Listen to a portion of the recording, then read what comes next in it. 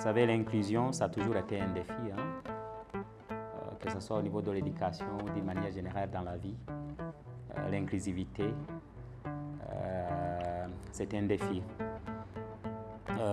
Pour le cas du Burundi, c'est vrai que je dirais qu'on a été injuste. On a été injuste, pourquoi? Parce qu'il y a une catégorie d'élèves qui, pendant longtemps, n'ont pas eu accès à la formation parce qu'ils avaient soit un handicap physique ou toute autre forme d'handicap. Je dirais que maintenant, les choses ont évolué en tout cas. Dans le temps, il y avait une série d'éducation inclusive qui se battaient pour essayer de plaider pour une formation, une généralisation de la formation et une généralisation même des pratiques, parce que même l'inclusivité, ça va même au-delà de la formation en classe, ça va aussi ça va aussi dans le cadre des constructions qui sont envisagées.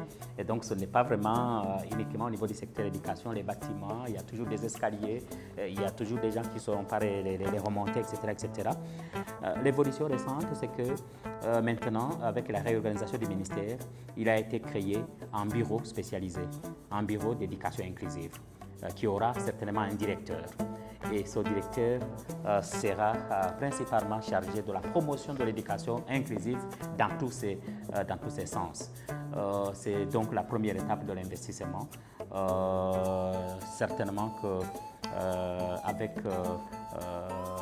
les années budgétaires qui vont suivre, il y aura finalement un investissement palpable, disons, pour pouvoir définitivement, disons, s'approprier de cette question d'éducation inclusive qui, il n'y a pas très longtemps, était tout simplement reléguée aux initiatives privées.